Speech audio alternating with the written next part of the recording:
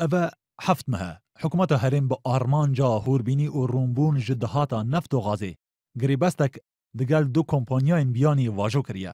جبه دمی حیانها وزارت سامان غذایی چه راپورتک مهانه یا شاندن و فروتن نفتی بلاو نکریه.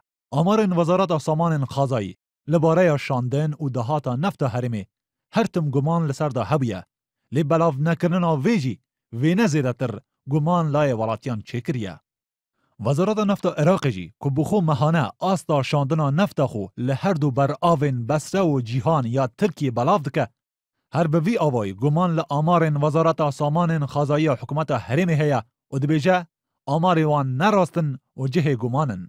آسم جیهاد پیویدار وزارت نفت عراق به انارتی را آخفی و گوت اوان نزانن آستا شاندنا نفت هرم کردستان چنده.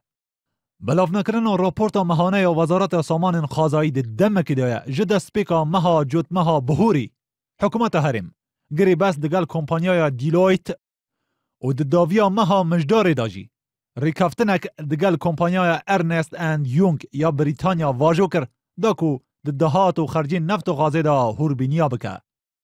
لگوری لحف کرنان پاشی در انجام هوربینیان جعالی هر دو کمپانیای دیخنه پیشیا جواتا هرم جوی کاربار نفت و غازه و پاشانجی کما گشتی راپورت دیخنه پیشیا رایا گشتی.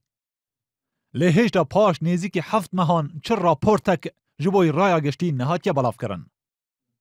جبلی وان دو کمپانیایا لگوری ماده 15 یا یاسایا نفت و غازه دهاتن زوی نها و ین پیش روژه دبنه صدم و هوربینیا سرخابون نفته و ولاتی دکارن هایداری زانیاریا بن.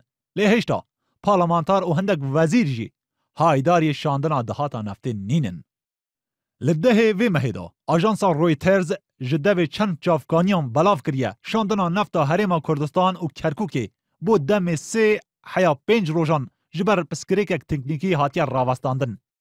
لی بگوتنا چند جدران راوستاندن آوی جبر پسکریکا تکنیکی نبویه بلکو حکومتا ترکی و کارتک زخته لهمبر هرم کردستان بکار اینایه پاشی بلند کرنا آلایا کردستان لکرکوک و هفلین رایدارن هرم جبوی انجامدانا رفراندوم آنکو گشپرسیه.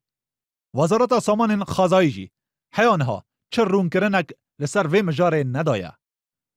داوی سالا بهوری دا انارتی به پشتگیردان به بلگه و جدرن بیانی زنجیر راپورتن لسر گندلی نفت و دیارنمانا دهاتا نفت هرم بلاف کربو. کوی دمه حکومت هرم کردستان هر روز نیزی 1 میلیون برمیل نفت دفروت و پاره یک مهویجی نیزی 1 میلیارد دلار بو. کوی دمه هر برمیل نفته به نیزی کی 36 دلار دهات حسباندن. لینها بوهای هر برمیل نفته دو بازار جیهان دا ج 52 دلاران بلندتر بویه.